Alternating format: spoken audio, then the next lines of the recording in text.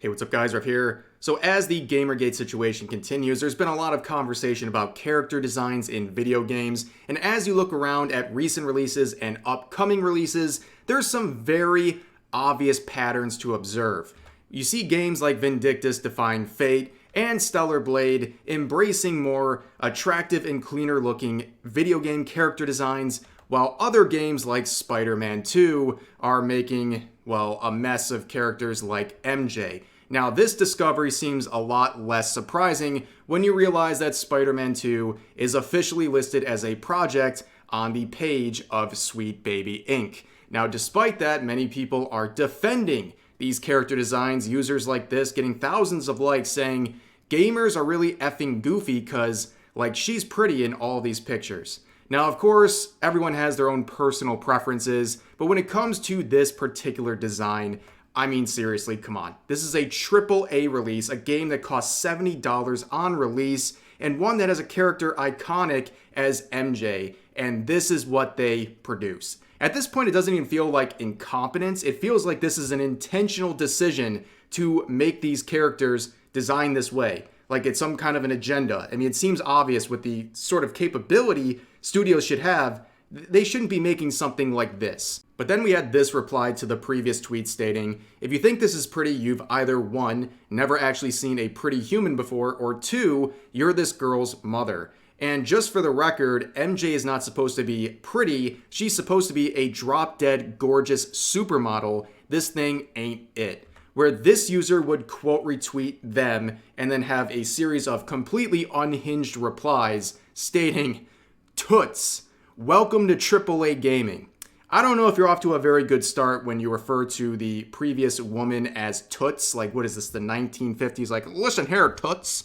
But anyways, they say, developers have stated ever since 2014 that a human face is the hardest thing to create for a game today. It's not just scanning a face and tacking it onto a body. Muscles, lips, tongue, wrinkles, etc. are various things that need to work well. Where the previous user would quote them saying, hey ya toots, I have a degree in concept art for AAA gaming / animation and have done professional work in the field since 2016. Creators have always known faces are the most difficult to perfect, but funny how they didn't start uglifying characters until certain movements started up. Which is a very fair point, okay? Not only pointing out that they're qualified to have this opinion, but also if this is something that is known to be difficult in the industry in terms of making these faces, well, that's their job to figure it out, right? They've had plenty of time to figure out how to make this presentable, and other games, like Stellar Blade, for example, have figured that out just fine. But they refer to this movement here, where the previous user would have a response to that, making one of the worst tweets I think I've ever seen. They say, your movement, because Japan makes mistakes as well. Conveniently, you don't want to talk about any of these faces. And this group of characters and people used as references for their tweet is absolutely insane. Starting with this one right here. This is the image that they are using to display what they call ugly character designs. This is kson, by the way. If you have functioning eyeballs, I'm pretty sure you can agree that kson is an attractive woman. And this user is claiming it is some sort of a disgusting abomination. In fact, other users pointed out, they called kson, a Japanese woman, a real Japanese woman, a mistake. That is pretty insulting, ladies and gentlemen. But moving forward, here's some of the replies that were absolutely brutalizing this user.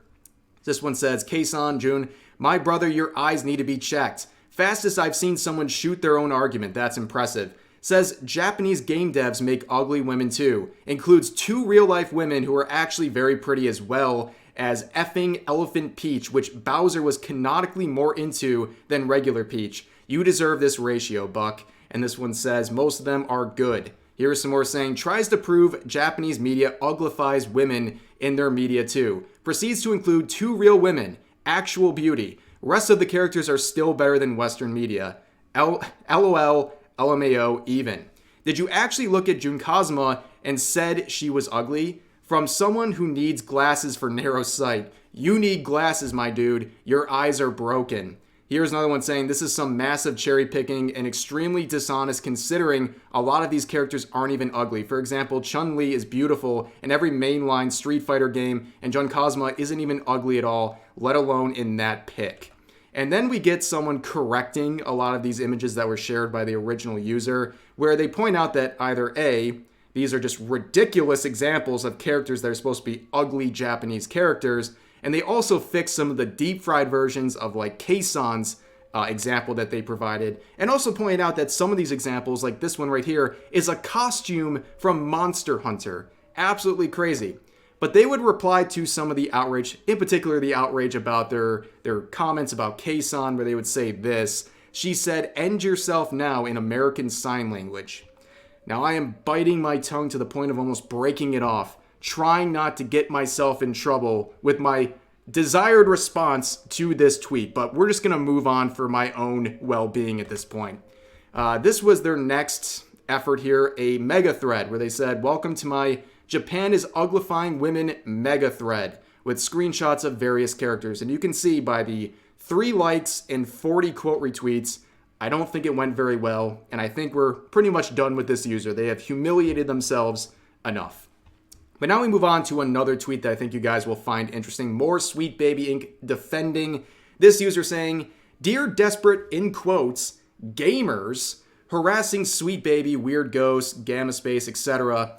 The degree to which y'all overestimate the amount of power and resources we have, government backing we have, is laughably weird. The reason your lives suck is capitalism, not community organizations." Well, for the record, I feel like this is a little bit of projection talking about people's lives sucking. Like, my life's going great, and I am thriving under capitalism like many of you. It's a great thing. But since you have locked the replies on this brave statement, I will give you some information about this government backing that people are claiming, because this claim of government backing is very real. You look at organizations like Take This, who is outright defending Sweet Baby Inc. and other studios injecting woke agenda into games.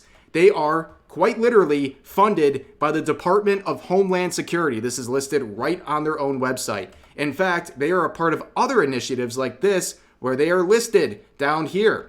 And once again, that initiative is funded by the Department of Homeland Security. They are quite literally being defended by organizations using American taxpayer dollars in the name of Homeland Security. Yes, they are backed by the government. But as this user points out, we're not woke. You're just the victim of capitalism. Yeah, that is the most woke thing I think I've ever heard. It's actually, these people are like parodies at this point.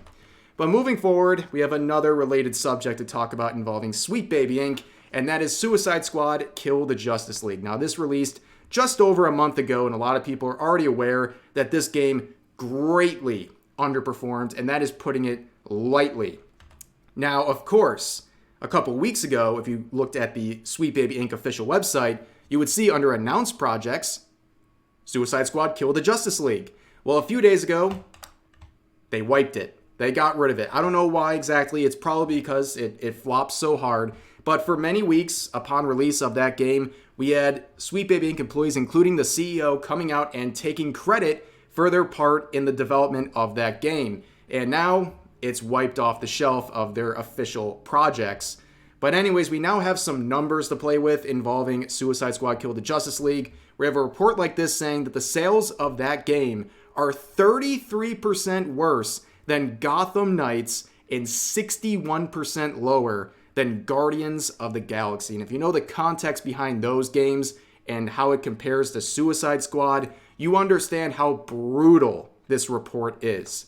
But moving forward, there is another game with Sweet Baby Inc. involvement. Now, in the past, at least traditionally, a lot of people have been going to the Sweet Baby Inc. site to get games that they're listing. And as I pointed out, they are starting to remove some of the games from their list. And it seems like they are avoiding talking about and sharing projects that they're working on publicly, probably for their own well-being at this point, but also out of probably the demands of people they're working with, because the people they're working with probably know that announcing that they're working with Sweet Baby Inc. might hurt their sales.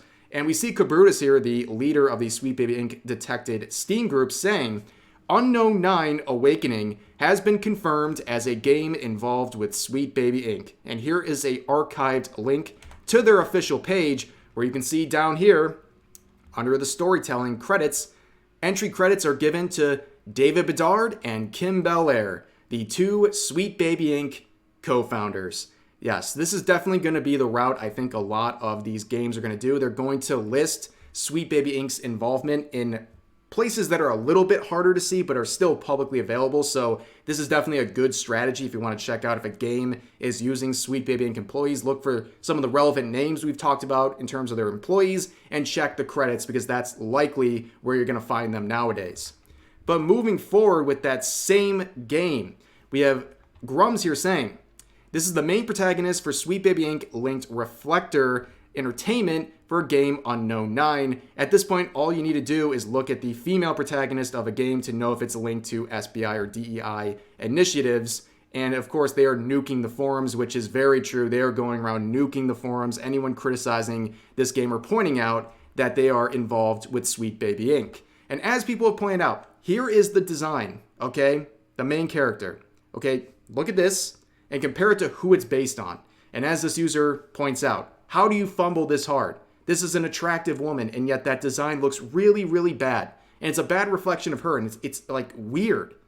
Again, this is a game coming out in 2024. How are you not providing a better structure for the faces of these characters? I don't get it. Like I said, it seems like it has to be intentional at this point for whatever agenda they're trying to achieve.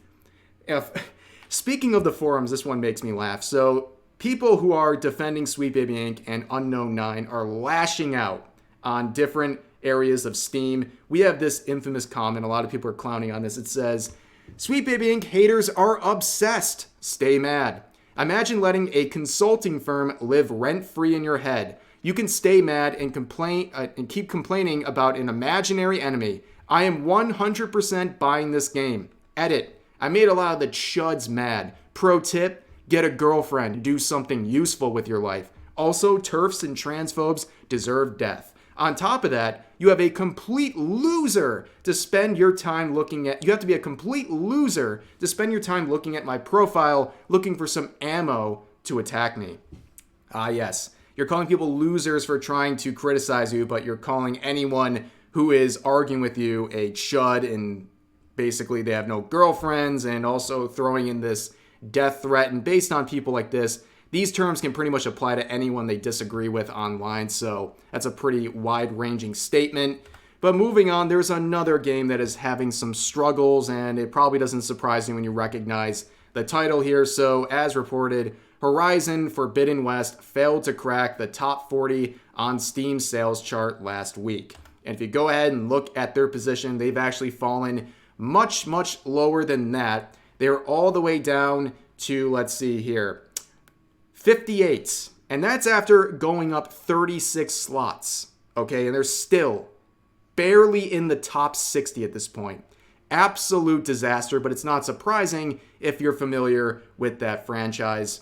But moving forward, like I said, a lot of very observable patterns going on with the designs of these characters from recent and upcoming releases of video games, and really, it always comes back to the same thing. It's groups like Sweet Baby Inc. and their involvement, and it's not just something you can discover by finding out who they're directly connected to in terms of announced projects.